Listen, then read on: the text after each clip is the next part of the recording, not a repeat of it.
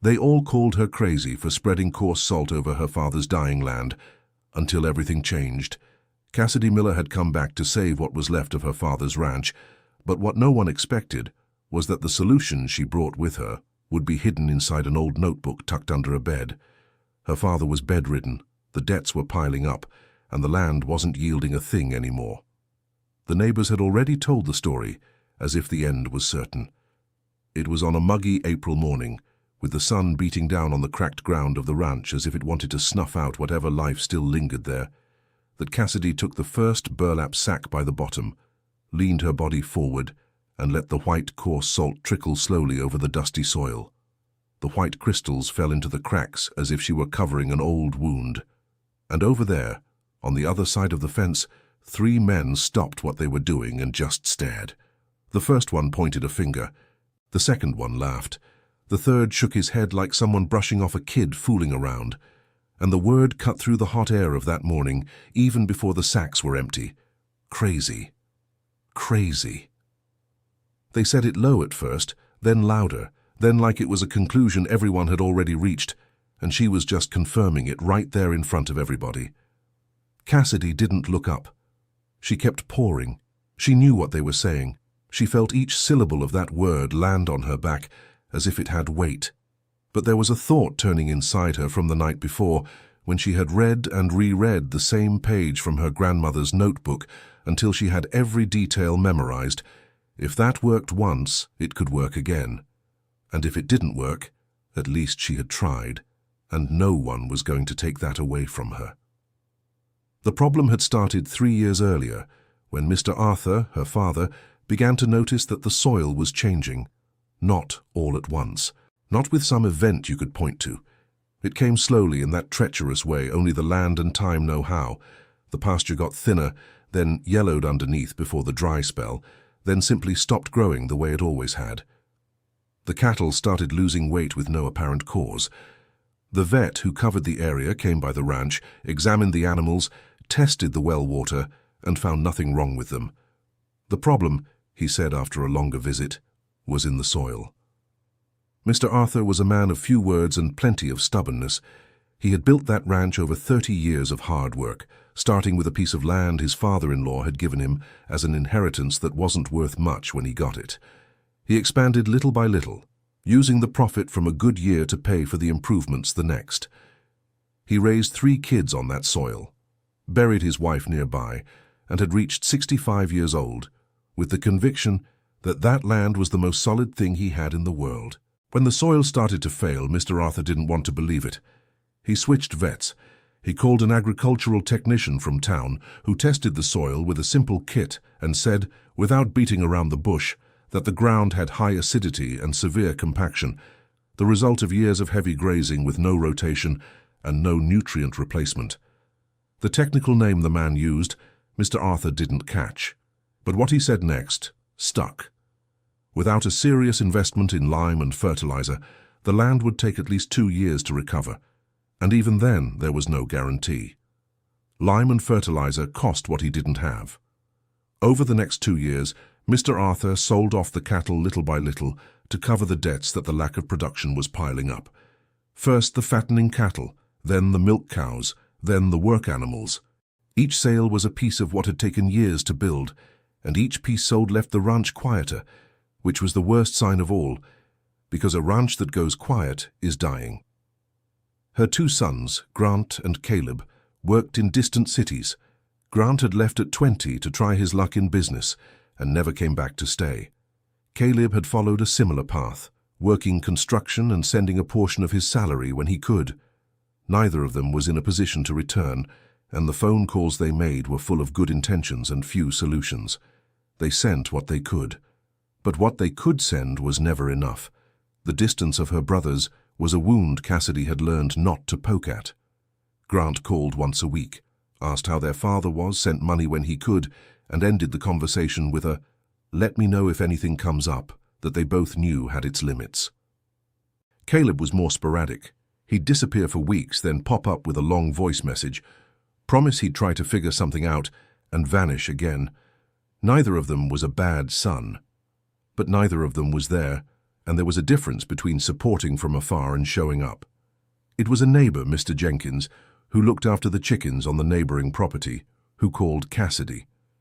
She had been in the city for 6 years, had a small sewing studio with a loyal clientele, and was building a life that had finally started to take shape. When she answered the phone and heard Mr. Jenkins's voice say that her father had fallen, that he had had a fever for days and couldn't get out of bed anymore, she felt something close up in her chest with that clarity you get when you know a decision has to be made and there's only one possible answer. She closed the studio, packed her bag, caught the bus. The trip took almost 6 hours. Cassidy spent much of it looking out the window at the landscape, shifting from urban to rural. The buildings replaced by fields, by fences, by that horizontal vastness of the countryside she had spent her life wanting to leave behind, and which now, upon returning, she felt in a different way. It wasn't exactly nostalgia. It was recognition. The kind of recognition you feel when you see an old photo of yourself and remember who you were before you became who you are. She arrived at dawn and found her father lying in a room that smelled of medicine and stagnant time. He opened his eyes when she came in, and the only sign that he was relieved was a slight nod of his head that lasted less than a second. Then he closed his eyes again. That night, Cassidy sat in the chair beside the bed and watched him until sleep overtook her. In the morning, she went to see the land. What she found outside was worse than she had imagined from the reports. The ground was cracked into irregular squares like an old sidewalk, grey and parched even though it was the beginning of the period that should still have some moisture. The corrals were empty. The barn had little in it. The main house was still standing, but with that look of a place that had become too big for the people left inside. She walked around the property for almost an hour, stepping slowly on the ground that had been the yard of her childhood and now seemed to belong to another time. There was a part of the field where she had played with her brothers when they were little, which was now just cracked earth with no shade at all. Even the sturdy mesquite tree that marked the northern corner of the property had sparse foliage, as if it were hesitating between holding on and giving up. The farm technician who served the area, a middle-aged man named Wayne, came by the estate at her request in the second week. He ran the usual tests, walked the land with a notebook in hand, and on the porch of the house over the coffee she had made, told her what she already suspected. The soil had a serious problem. The acidity had risen beyond the safe point for any crop. The compaction prevented water and air from reaching the deeper layers. Without an intervention with inputs the family couldn't afford to buy, the land would remain unproductive for a long time yet. "How long?" she asked. "Hard to say exactly, maybe 2 years, maybe more." Cassidy looked at the horizon and said nothing else. Wayne finished his coffee, thanked her, and left. That night she went to her grandmother's room, which had become a storage space ever since the old woman passed. Boxes stacked up, clothes folded on top of the wardrobe, things nobody quite knew what to do with. The room smelled of dried lavender and old wood, with that underlying scent of a place closed up for a long time, almost like a museum. Under the bed, leaning against the far wall, there was a dark wooden box with a rusty metal latch. Cassidy recognized it right away. It was the box where her grandmother kept her notebooks. Her grandmother, Mrs. Mabel, had been a woman of knowledge quietly gathered. She had farmed that land for decades before Mr. Arthur took over the estate, back when industrial fertilizer was something only big farms and rich folks had, and what they knew about the soil was passed from person to person, from generation to generation like family recipes. The notebooks she left behind were a mix of all that: home remedies, notes on rain and drought, planting dates, observations on which parts of the land behaved differently each season. There was something sacred in the way her grandmother wrote, not because it was pretty. It wasn't always pretty. The handwriting changed depending on urgency or fatigue, but because it carried the weight of someone who knew they were recording something important, even if they didn't know for whom. As if her grandmother knew that one day someone would need that knowledge and would be able to understand it. Cassidy spent the night reading. 3 hours in, on one of the last pages of a faded covered notebook, she found what would change everything. It was written in a small, slightly slanted hand, as if her grandmother had been in a hurry or her hand was tired, and it said this, that there was an old way to help the land when it got too acidic and full of the fungus the old-timers called white blight. The method involved coarse salt mixed with wood ash, spread in a thin layer over the ground during the dry season, followed by manual turning of the soil in rows and slow irrigation with well water.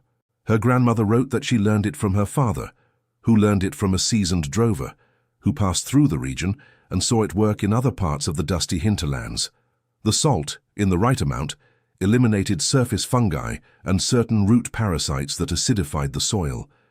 The ash served to balance things, to prepare the way, and after a full cycle, the land was ready to receive seed again. There was a sentence at the end of the paragraph that her grandmother had underlined with a single line: "The land doesn't die, it rests. The one who gives up on it first is man." Cassidy read the page 3 times. Then she sat still in the dark, listening to the wind outside, the notebook on her lap and her hands motionless. Part of her resisted. That part said the technician had run tests with equipment, had studied, had given a report. That an old notebook written by a woman who never set foot in a classroom couldn't beat that. But there was another part, deeper and more stubborn, that remembered something her grandmother once said when Cassidy was a kid and asked how Grandma knew so many things. "Because I learned by watching and wasn't too ashamed to try." She went to sleep with the notebook page replaying in her mind. The next morning, she made a decision. Dear listener, if you're enjoying the story, go ahead and hit like and especially subscribe to the channel. It really helps us folks just starting out. Now back to it. She caught the bus early with the money she had saved over the months before leaving the city, which wasn't much, but was enough for what she had in mind. In the nearest town, she went into a farm and feed store and bought 4 sacks of coarse salt. Then she headed to a local bakery she knew still used a wood-fired oven and asked to buy 2 sacks of wood ash. The woman at the bakery looked at her with a strange expression that Cassidy chose not to explain. She paid, loaded up, and caught the bus back. She arrived in the early afternoon. She made her father lunch, sat with him for a while, and then went out to the field. The news spread before the end of the day. It wasn't hard to see why. Mr. Arthur's estate sat in a spot where any movement on the land could be seen from the road. And Cassidy, alone with a burlap sack tilted over the cracked ground, pouring coarse salt onto dead soil, was a sight no one could pass without stopping. Clarence Sterling was one of the first to show up. He was the farmer on the neighboring lot, a man in his early 50s, well-dressed, with the manner of someone who counts his opponent's steps before taking his own. He had made 2 formal offers to Mr. Arthur to buy the property in the last 12 months, both times for an amount that didn't even come close to what the land had been worth in better days. The old man had refused both times with that pride that was almost physical in him. That pride Cassidy had recognized since childhood, because it was the same pride she carried herself, just in a different form. Clarence leaned against the fence with his arms crossed. He wore a leather hat tilted forward and a posture that didn't need words to communicate that what he saw was nonsense. The 2 men with him stood on either side, one with his hat tilted forward, the other with his arms crossed, the third with a smile that was more mockery than anything else. "You know what you're doing, girl," said Clarence, in that tone that's not really a question. Cassidy didn't answer. She kept pouring. "Pouring salt on dead soil guarantees nothing will ever grow again," he continued, raising his voice a little to cover the distance between them. "You're speeding up the end of what little's left. Does your father know about this?" The 2 men next to him laughed. One of them pointed a finger in her direction, with that gesture that could be read from afar as pure mockery. "It'd be smarter to take the offer while the land still has some value," said Clarence. "Because the way you're going, in another month, this won't even be worth a fence." The laughter of the 3 echoed across the parched ground. Cassidy felt the heat rise, not from the sun, which was relentless, but from inside, that kind that burns in the throat before rising to the eyes. She breathed slowly. She emptied the sack to the end. She picked up the second one. Clarence stood there for a few more minutes, waiting for an answer that didn't come. Then he left, without saying goodbye. The word crazy arrived home before she did. It arrived as a comment Mr. Jenkins's wife made to a cousin who told a close friend, who mentioned it at the general store, and by nightfall it had made enough rounds to reach ears Cassidy didn't even know existed. At the market the following week, she overheard two fragments of conversation not directed at her but about her. One woman in an apron commented to another, both with bags in their arms, that Arthur's daughter had spent too much time in the city and come back with ideas that had no place in the dusty hinterlands. The other nodded in agreement before she even finished listening. Cassidy bought what she needed and said nothing. But there was another conversation that happened that same week and weighed far more than any market gossip. It was Old Man Jed, the longest-serving worker on the estate, a man of 61 who had served Mr. Arthur for over 20 years, who showed up at the gate one afternoon with his hat in his hand. Old Man Jed was a man of few movements and someone who measured what he said before saying it. The fact that he had come in person already said something, because he wasn't the type to leave where he was to pay a visit without a serious reason. "Miss Cassidy," he said with that care of someone who chooses each word before letting it out. "I've known this land for more than 20 years. I've worked on it in good times and in bad. And I've never seen salt make the earth sprout." She looked at him for a moment. "Did you come to tell me that, or did you come to help?" Old Man Jed lowered his gaze to the hat spinning in his hands. "I came to speak with respect, which is what the boss deserves even while being sick." "I know, and I appreciate it," she said. "But I'm not going to stop." He nodded once, turned, and walked away. Cassidy watched his back until he disappeared down the dirt road. That night was tough. The father called his daughter for a talk after dinner. He was sitting on the bed with pillows piled behind his back, which was already an effort that cost him. He asked where she had gotten that idea. She brought her grandmother's notebook and opened it to the right page. He stared at his own mother's handwriting for a long time without speaking. His eyes slowly traced the lines, like someone reading and remembering at the same time. "Your grandmother tried this?" he asked at last. "It's written here that she did. On a part of the land that went bad after a severe drought when she was still young. And did it work?" "It's written that it did." Mr. Arthur stared at the ceiling. The ceiling fan spun slowly, making that slightly off-kilter blade noise that was the soundtrack of every night in that house. How long he stayed silent, Cassidy couldn't tell. It seemed too long to be comfortable and too short to be an answer. When he finally spoke, he said neither yes nor no. He said, "You know what's going to happen if this doesn't work." "I know," she replied. "The debts won't wait." "I know, Dad. And Clarence won't make the same offer again. If you scorch the land more, the value drops even further." Cassidy held her father's gaze. It was hard to hold that gaze. Her father had a way of looking that wasn't judgment but was weight, the weight of decades of responsibility he had carried without asking anyone for help, and that now was there between them, like something that needed to be shared but neither of them knew quite how. "If I don't try, the land will stay the same as it is, and Clarence's offer will be accepted not because you wanted it but because you had no choice. I'd rather try." Mr. Arthur closed his eyes. He said nothing else, and that silence weighed on her like a slab of cement as she left the room and closed the door. Outside the room, in the dark hallway, she stood still for a moment, with her hand still on the doorknob. The floor was cold under her feet. Outside, the wind moved something in the barn, a light, repeated creak that was the only sound besides the fan in her father's room. There was a physical exhaustion she knew, the exhaustion of work which you learn to carry. And there was another kind of exhaustion that doesn't have such an easy name, the exhaustion of sustaining a decision that the world around you is trying to undo in real time.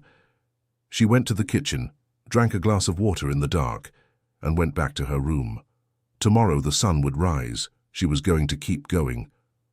The main debt was with Mr. Silas Sullivan, a merchant from town who had supplied Mr. Arthur for years and who, when times got tough, had extended credit beyond what was reasonable because he had known the man for decades and trusted his name. Mr. Silas was about 70, with completely white hair, that kind of face marked by the sun over a lifetime, with deep lines and eyes that assessed without being rude. The second debt was with Mr. Dexter Higgins, a feed supplier who had stopped delivering when the payments fell too far behind, but who kept the debt document carefully stored away. Cassidy had known about these debts even before she came back. But what she discovered on a Thursday afternoon, through a call from her cousin Brenda, who worked at the county registry office, changed the urgency of things in a way she hadn't anticipated. "Cassidy, I need to tell you something," Brenda said on the phone with that voice of someone who wants to help but isn't sure if she should.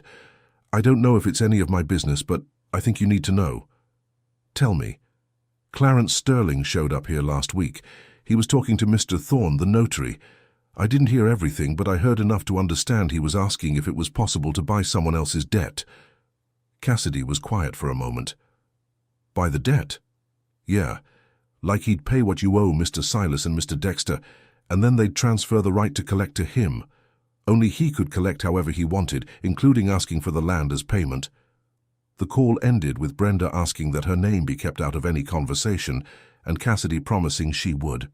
So after hanging up, she stood in the middle of the kitchen with the phone in her hand, feeling her stomach turn. So Clarence wasn't just waiting. He was moving pieces. It was a simple and efficient strategy. Let the family get deeper in debt. Make sure no one expects the debt to be called in, and then step in as the solution, gaining the right to collect in a way the family couldn't handle without giving up the land. Clarence had done this before. Cassidy found that out that same night, talking to Mrs. Pearl, the neighbor by the bend in the road, who had witnessed the process happen to another family a few years back. The Montgomery Ranch, about 2 miles from there, had been sold for half its value in a process exactly like that. "He does it slowly," Mrs. Pearl said, with that tone of someone carrying knowledge that isn't pleasant but is necessary. "He doesn't rush. He waits. He squeezes little by little until the other person has nowhere left to turn." Cassidy went to bed that night with even less sleep than usual. She slept poorly. She woke up before the sun and lay staring at the ceiling until the light came in through the crack in the window. There was a problem inside another problem, like boxes within boxes. The land needed time to respond to the treatment, but the debts had no time, and if Clarence managed to buy the debts before the land showed any sign of recovery, all her struggle would have only served to delay the inevitable. She needed to go talk to the creditors, in person. Before Clarence got there, she took the bus early in the morning, left the coffee ready with a little note for old man Jed, who showed up every morning to see if she needed anything. She arrived in town just as the shops were opening and went straight to Mr. Silas's establishment. The store was small, with wooden shelves full of products and an old glass counter in the back. Mr. Silas was behind the counter when she walked in, and when he recognized her, his expression wasn't surprise. It was something closer to concern. "Cassidy, I didn't know you were here." "I've been here since the start of the month," he nodded. He called an employee to mind the counter and gestured toward a side door. They sat in a small back room with 2 plastic chairs and a little table covered with a checkered cloth. There was an old calendar on the wall, 2 months out of date, and a child's photo in a frame on the table, the kind of room that says more about a person than any neat office. "I know why you came," he said before she opened her mouth, "so you know I needed to talk." "I do. But Cassidy, I have to be honest, I've got bills to pay too. Your father's debt has been here a long time." "I know. And I'm not here to ask you to forgive it. I'm asking for an extension." 3 months. Mr. Sullivan looked at her for a long moment. 3 months for what? She took a deep breath and told him everything. Her grandmother's notebook, the coarse salt, the process she was following. She left nothing out, not the humiliation from the men at the fence, not old man Jed's skepticism, not her father's silence.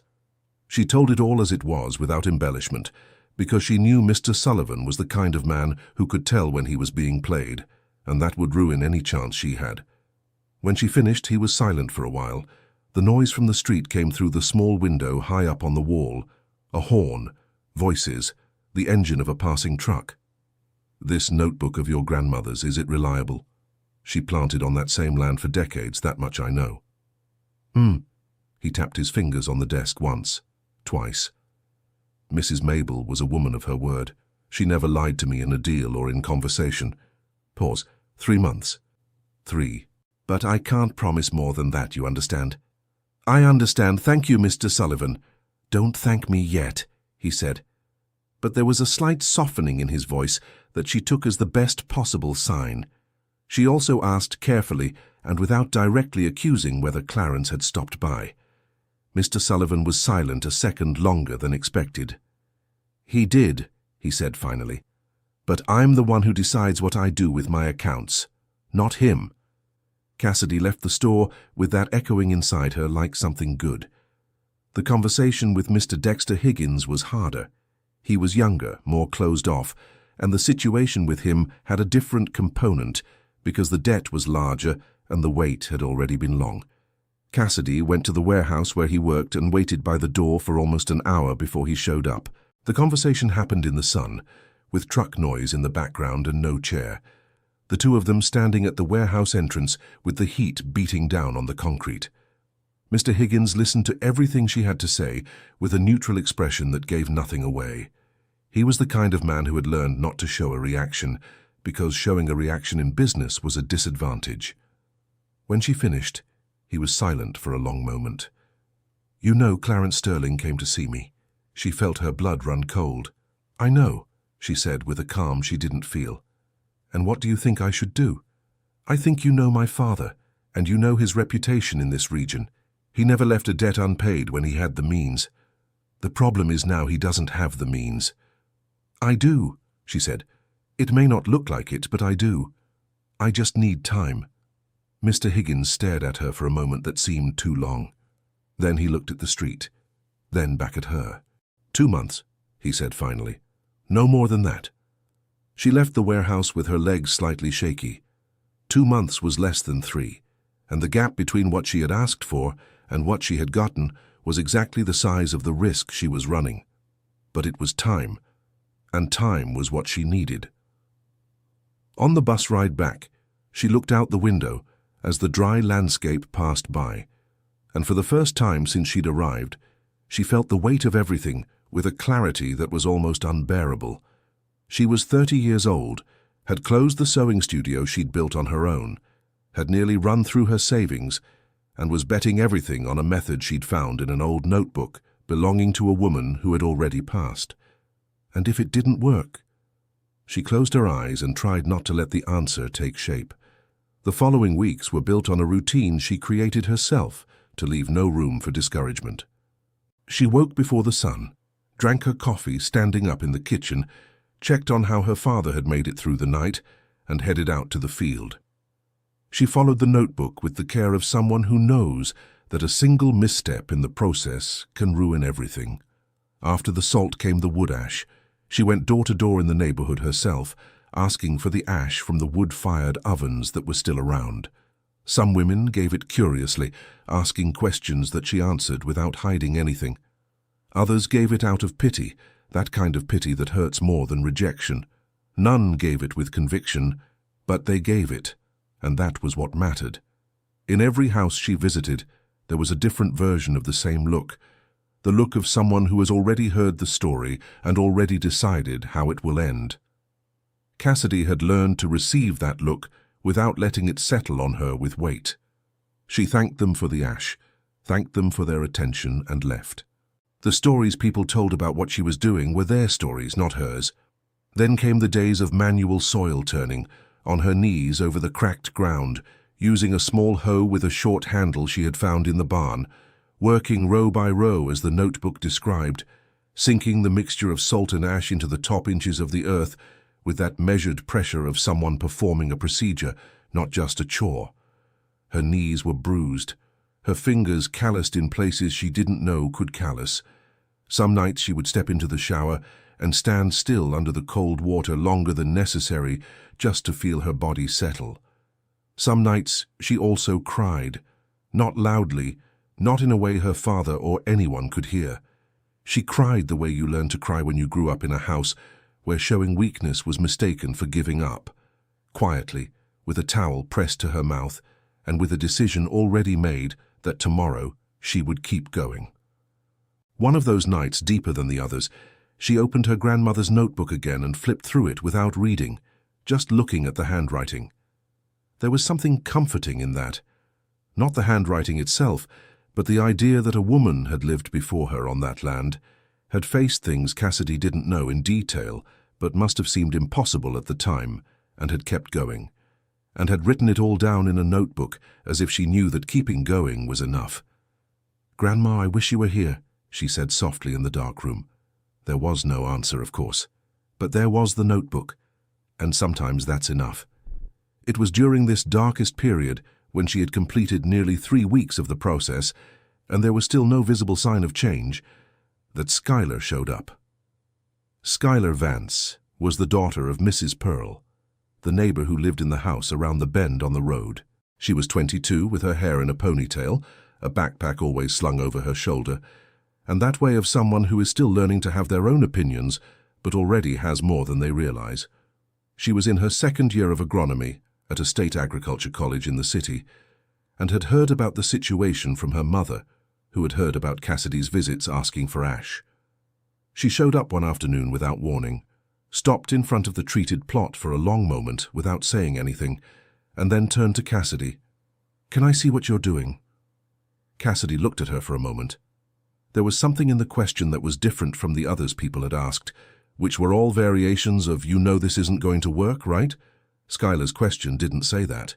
It was a genuine question, with that openness of someone who hadn't arrived with the answer ready. "Sure." Skylar walked along the treated rows with attention, crouching here and there to look more closely at the ground. Then she asked to see the notebook. She read the grandmother's note in silence, with that concentration of someone processing as they read.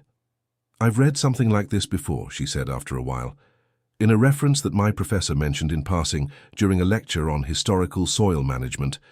It wasn't exactly this, but the principle of salt as a surface fungus control agent has a basis." Cassidy looked at her. "Are you saying it could work?" "I'm saying it's not crazy," said Skylar, with a caution that held more honesty than any easy optimism. "What I don't know is if it'll work on this specific soil, with this level of degradation. Can I try to find out?" From then on, Skylar started showing up on weekends with a notebook and pen, jotting down notes and comparing them with what she knew from theory. There was something freeing about her company, not because she solved the problems, but because she was the first presence to arrive without judgment. And in a week of solitary work on that field, with no response from the ground and the clock of debt ticking, judgment-free company was more than a little. On one of the visits, Skylar brought a pH meter borrowed from the college lab and took measurements at different points on the land, including on the lines that had received the treatment the longest and on areas that hadn't been touched yet. The results were modest, but they existed. On the oldest lines, the acidity had dropped by a level that was small, but real. On the untreated areas, the number was the same as always. The difference was too small to celebrate, but too big to ignore. Skylar showed the numbers to Cassidy with that restraint of someone trained not to jump to conclusions. "It's too early to say anything for sure, but it's heading in the right direction." Cassidy looked at the numbers on the meter's display for a long time. Then she looked at the field, then back at the numbers. "All right," she said. "Keep going." Skylar's presence shifted something in the balance of things, and Clarence Sterling noticed. He was the kind of man who noticed when the scene changed, even if the change was small, and the presence of an agronomy student taking measurements on the Miller family land was a change he hadn't foreseen. So he changed his strategy too. He spread around the community that the treatment Cassidy was doing could contaminate the water table and harm neighboring properties. He didn't say it to her or to her father. He said it to other people in that sideways way of someone who plants a seed and waits for it to grow. The gossip reached her father through Old Man Jed, who this time came with genuine concern on his face. Old Man Jed came into the house one morning, took off his hat, and spoke directly to Mr. Arthur because it was with him. He'd always talked about serious farm matters. Her father called Cassidy to the room, and when she walked in, she found the two of them with that expression of someone carrying bad news. "People are saying around here that what you're doing could contaminate the neighbors' wells," her father said. "Who's saying that?" "More than one person." Cassidy felt the anger rise hot and fast, but she held it back. There was a difference between feeling the anger and letting it guide the response, and she had learned that difference the hard way over the past few weeks. "That's not true," she said firmly, but without raising her voice. "The salt is being used in a proportion that poses no risk to the water table. Grandma's notebook describes it clearly." "The notebook is your grandmother's, not a technical document," said Mr. Arthur, not in a cruel way, but with that honesty that was the only way he knew how to be. "I know. That's why I need one more day before I answer anything." He nodded with a movement of his head that was both a concession and a warning. That night, Schuyler arrived with printed documents she had obtained from the soil management professor at the State Agriculture College. Records of ancient techniques catalogued in regional agronomy publications, with descriptions close to the process the notebook outlined, and no mention of any risk of groundwater contamination when applied in the correct proportion. The professor had even added a handwritten note on the last page, saying the method had historical foundation and that the described proportion was within safe parameters. "How did you get this in one day?" asked Cassidy. "I called him as soon as my mom told me what was going around." Schuyler folded her arms across her chest. "That kind of rumor-mongering is what makes people give up on things that work. I wasn't going to sit still." Cassidy looked at her with a gratitude that couldn't fit into a single word, so she said nothing. But the gratitude was there, and they both knew it. Cassidy walked into her father's room with the papers in hand. She placed them on the blanket, on the side he could reach. She said nothing. She waited. Mr. Arthur read with that slowness of someone who doesn't want to misunderstand. When he got to the professor's note, he lingered on that line longer than on the rest.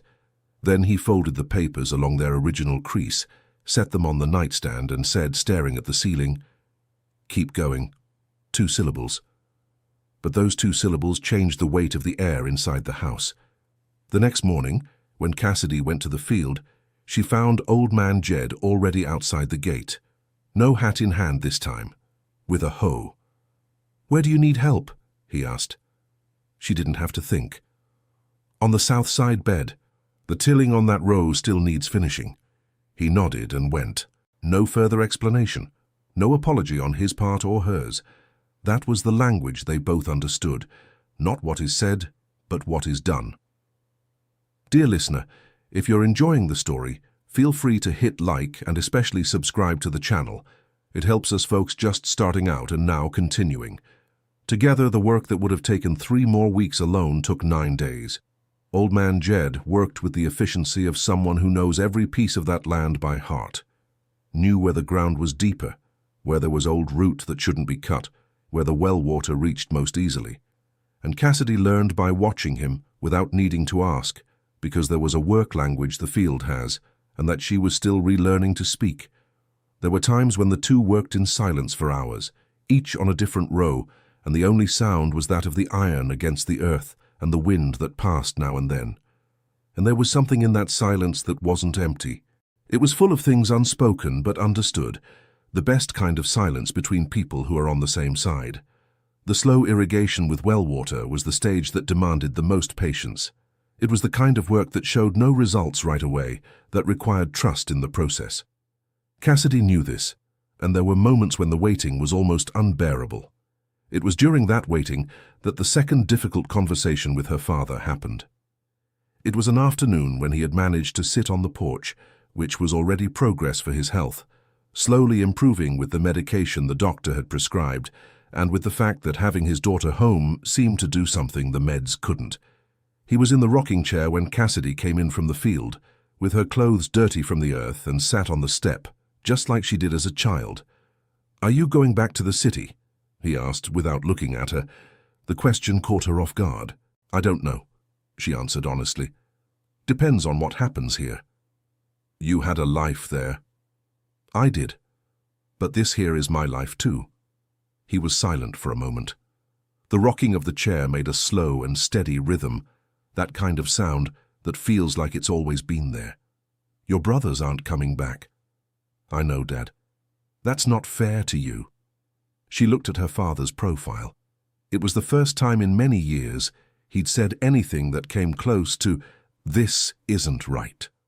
And there was a vulnerability in it that she wasn't used to seeing in him, an opening that the drought and the sickness and the months alone had created in that man she'd grown up thinking was made of stone. "It doesn't have to be fair," she said. "It just has to be what needs to be done." He nodded slowly, and the two of them sat in silence for a long while, looking at the land that lay between them and the horizon, each lost in their own thoughts, but with that closeness that didn't need words to exist. And it was in that silence, on that ordinary workday afternoon, that Cassidy felt for the first time that she wasn't just saving the ranch. She was saving something else, something harder to name, but that had to do with the man in the chair, with what existed between them that had been buried under years of distance and shared pride. That pride they both carried like an inheritance, and that had kept them apart more than it should have.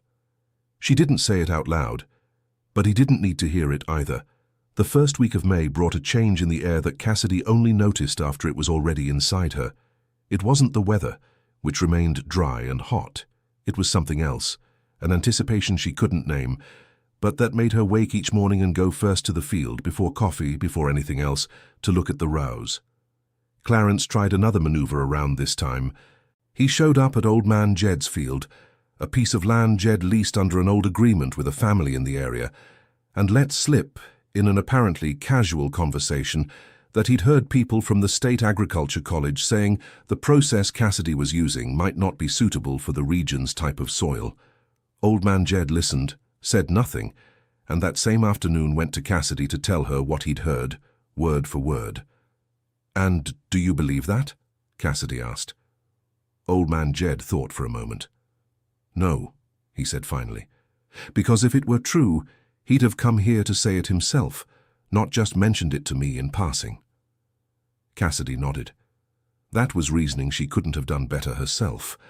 On the morning of a Thursday, 6 weeks after she'd poured out the first sack of salt, she went to the field early, as always, walking along the rows with her eyes on the ground. The sun was still low, the light slanting, that quality of early morning that gives everything a long shadow, and in the soybean rows planted in the oldest areas of the treatment, there was something that hadn't been there the day before. A very thin layer of green moss, almost transparent, on the first few inches of the oldest treated rows. Moss, green, thin, subtle, but alive. Alive where everyone had said there was no more possibility. She crouched down and stared at it for a time she couldn't measure. Her eyes welled up and she let them. There was no one to see, and even if there had been, she would have let them anyway, because some moments can't be contained by the restraint we spend a lifetime learning. Then she pulled her phone from her pocket. She took a picture. Then she took more pictures from different angles, zooming in until the green was sharp on the screen. She went to her father's room. He was awake as usual early in the morning. She sat on the edge of the bed and showed him the phone screen without saying a word. He adjusted his glasses, which were on the bedside table, then looked at the screen. He kept looking. He swiped a finger on the screen to enlarge the image, looked again. When was this? This morning. Moss. Yes. He stared at the photo for another long moment. Then she placed her cell phone on the blanket and looked at the ceiling with that expression that Cassidy took a while to identify because she hadn't seen it in a long time. It wasn't the face of defeat. It was the face of someone trying to fit into a hope that arrived without warning. His eyes welled up, but he didn't let them spill. She saw the effort, the kind of effort only someone who has spent their whole life convinced that feelings don't belong in front of others makes. "Show it to Skylar," he finally said. "I already sent the photo." He nodded, and then, almost as an afterthought, "You went out to the field before breakfast again." "I did." "You need to eat, Cassidy," she smiled. It was the first time he had worried about that, and both of them knew he wasn't talking about breakfast. Skylar arrived the same day, after her classes at the State Agriculture College with the pH meter and her notebook.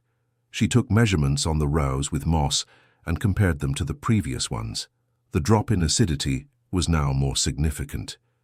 It wasn't a conclusive result, but it was a real result. "This is working," she said, with that restraint that Cassidy already knew and respected. "It's still too early for the seeds, but it's working." News of the moss spread through the community with that speed that only unexpected things have. Mr. Silas Sullivan found out through an acquaintance who had passed by the property and mentioned it. He showed up one afternoon unannounced, with his hands clasped behind his back, and Cassidy met him at the gate. "Can I see it?" he asked simply. "You can." They walked through the rows in silence. Mr. Silas stopped at the spots where the moss was most visible, crouched with some effort to get a closer look. He stood up again, looked at Cassidy, and said nothing. But before leaving, he turned back. "The deadline still stands, and if you need a little more, you can let me know." She couldn't answer with words. She nodded, and Mr. Silas left by the same path he had come. Clarence Sterling was the last to find out, and he was the only one who had reason not to want to know. But a small community is small, and when 3 different people tell you the same thing in the same day, there's no way not to hear it. The moss on Mr. Arthur's estate was growing. His daughter hadn't stopped, and the technician who had said there was no hope had stayed quiet ever since the papers with the professor's note had circulated. Clarence still tried one last move. He sought out Mr. Dexter Higgins directly, went to the feed store and tried to pressure the deadline. But Mr. Dexter had talked to Mr. Silas at the market 2 days earlier, and the tone of the conversation had changed enough that he didn't want to commit. "Let it go, Clarence," said Mr. Dexter, with that dryness of someone closing a subject. "I'll handle this with the family directly." Clarence went back to his own estate without the answer he had come for, and for the first time since he had started waiting for the Miller land, he didn't have the next step figured out. It was on an afternoon in May, with the sun beginning to set and casting that rust-colored light the dusty hinterlands gets at the end of the day, that Schuyler's agronomy professor showed up at the property. He came with a colleague, both of them with notebooks and expressions of people who had come out of professional curiosity but were trying to seem neutral. Schuyler accompanied them, with her notebook too, in that stance of someone who had organized everything but didn't want to stand out more than necessary. They spent over 2 hours in the field, going through the treated rows, taking measurements, talking among themselves in low voices. Cassidy followed them at a distance, answering when asked but offering no more than necessary. Not because she wasn't curious about what they thought, but because she had learned in those weeks that results speak louder than any explanation. Before leaving, the professor turned to her. He was a man of about 50 with glasses and a direct manner. "The process you applied has real technical merit," he said. "The results we're seeing at this stage are consistent with what you'd expect from that kind of intervention. It's an old method, poorly documented, but it's not without a basis." He said all of this plainly, without any drama. But the effect of those words in the community, when Schuyler repeated them to her mother, who told the neighbor, who took them to the market, was far greater than any speech Cassidy could have given. The women who had commented on the city idea now had a different tone, that cautious tone of someone who wants to change their position without admitting they were wrong, which is one of the most universal tones in a small world. The time had come to plant. Cassidy had thought long and hard about the choice of the first seed. It wasn't just any decision. In that context, it was a statement. She chose soybeans. She chose soybeans because it was the simplest crop in that region, the one anyone could recognize, the one that needed no explanation. If the soybeans sprouted in that soil, no one could say it was luck or coincidence. Everyone in the region knew what soybeans were and knew what they needed to sprout. She planted the first seeds in the oldest treatment lines on a cold morning in May, with Schuyler beside her taking notes, and old man Jed watching from a distance without wanting to seem like he was watching. The ground was different from when she had first arrived, still arid, still hard in spots, but with a slightly different texture in the treated lines, a responsiveness she felt in her hands when she sank her fingers to open the furrows. After that came the waiting.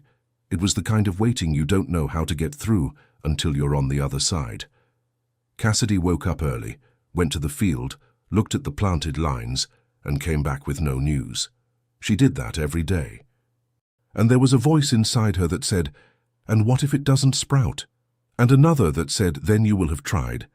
And sometimes the second voice was louder, and sometimes the first, and she had no control over which one spoke louder each morning. Mr. Dexter's deadline arrived, and she went to him with what she had managed to gather. Part of the amount, not all, but enough to show real progress. Mr. Dexter stared at the money on the table for a moment. And the rest? In another 30 days. He was silent. The beans are planted, she said. Planted in the lines where the soil has already responded. If you want, you can come see. Mr. Dexter went. Not right away, not without some visible skepticism, but he went. He walked along the planted lines with his hands behind his back and looked at the ground carefully. Then he looked at the horizon, then at her. 30 days, he said, but not a day more. She nodded as he spoke, but inside there was a relief so intense it almost hurt. Back home she found her father sitting on the porch again. He had managed to get up more often in recent weeks, which the doctor attributed to better medication, but which Cassidy thought had to do with something else too, with the fact that something was happening on the estate worth seeing. "How did it go?" he asked. "I got another 30 days with Mr. Dexter." Mr. Arthur nodded. "And with Mr. Silas. He said he'll let me know when he wants to talk." He didn't seem worried. Her father stared at the land for a moment. "You went to see them both in person," he said. It wasn't a question. "Yes.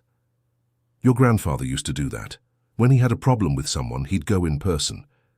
He used to say a debt handled eye to eye carries a different weight. It was the first time he had compared her to someone in the family in a way that sounded like praise. Cassidy felt that settle over her in a way she couldn't quite describe. "I learned it from you," she said. He didn't answer, but the corner of his mouth twitched in a way that was his version of a smile. There was an afternoon when she was fixing a fence board when Old Man Jed came up from behind and stood for a moment before speaking.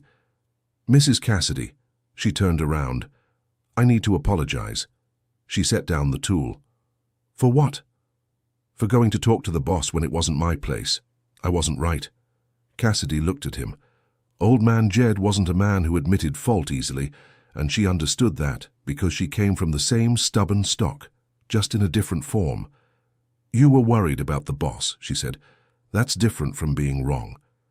He nodded slowly, but still held his hat in his hands in that gesture of someone who hadn't finished what he came to say. "Yeah, but I could have come and asked before going to tell him." Pause. "Your grandmother would have done different. I knew her, you know. She'd go to the person first, always." That hit her in a way Cassidy hadn't expected. She stood still for a moment, feeling what those words did inside her. "Thank you," she said at last, "for everything you've done these past weeks." Old Man Jed put his hat back on and went back to work without further ceremony, and Cassidy stood looking at the fence for a moment before picking up the tool again.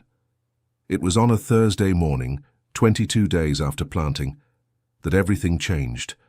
She was out in the field early, as always, walking along the rows with her eyes on the ground.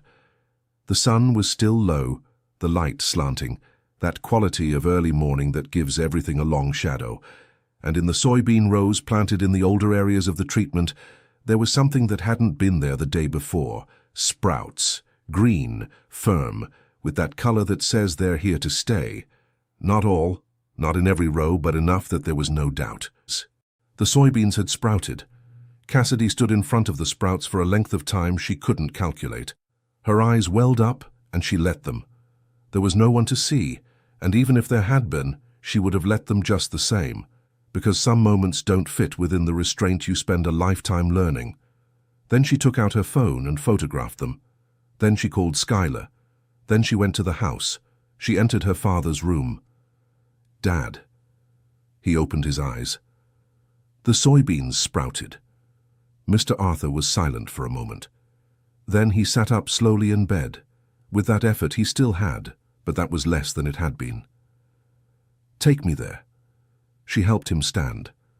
He leaned on her arm, and they went together to the field, walking slowly at the pace he could manage, the morning sun still low and the light that honey color the dusty hinterlands has when the day is starting off well. When they reached the rows with sprouts, Mr. Arthur stopped. He stood looking. The sun hit from the side and made the green of the seedlings shine with that brightness that only living things have. The cracks in the ground were still there in the untreated parts, but in the rows where the process had been completed, The soil had a different texture, and in the middle of it all those green sprouts, small, firm, pointing upward with a persistence that can't be explained but can be felt. Mr. Arthur's eyes slowly filled, like when a small dish gets more than it can hold. He didn't try to hold it back this time, he let it flow, and then he placed his hand on his daughter's shoulder with a firm, lingering squeeze that said more than anything he could have spoken throughout all that waiting. And she, who had learned since childhood to hold in her emotions in front of her father, who had cried hidden in the bathroom for weeks so he wouldn't hear, couldn't manage it this time. She cried right there, standing in the middle of the land that everyone had written off, held by her father in a way she hadn't felt since she was little, really little, when the world still fit within the borders of that ranch. They stayed like that for a while, the sun rising slowly, the field all around, and those green sprouts quiet, doing exactly what a living thing is supposed to do, growing. Skylar came by later that morning with the measuring tape and notebook, and when she saw the sprouts she stood still for a long moment before speaking. Then she looked at Cassidy with an expression that mixed admiration and that specific satisfaction of someone who has seen theory meet practice. "I need to document this," she said. "The professor will want to see." "Go ahead and document it," said Cassidy. The professor came 3 days later, this time alone. He stood in the rows for almost an hour, photographed, measured, took notes. Before leaving, he told Cassidy he was thinking of writing about the case, with documentation of the process, as a record of an ancestral technique with a verifiable result. He asked if she would mind. "Only if you can cite my grandmother's notebook," she replied. He said it would be an honor. The news of the sprouts reached Clarence Sterling through the mouths of 4 different people over 2 days. This time, he had no ready answer. There was no more moving pieces because the game had changed. The land he had calculated would be bought cheap in a moment of desperation was sprouting soybeans. At the market the following week, the women who had spoken of a madwoman now spoke in a tone that Cassidy recognized as more complicated than a change of opinion. It was the mix of admiration with the discomfort of someone who needs to admit they were wrong without being able to say it directly. They commented among themselves about the determination of Arthur's daughter, about the grandmother's notebook, about the professor who had come to see. And there was in some of those comments a different quality, that tone of someone saving the story to tell their grandchildren. Cassidy heard fragments as she passed with the month's groceries and said nothing.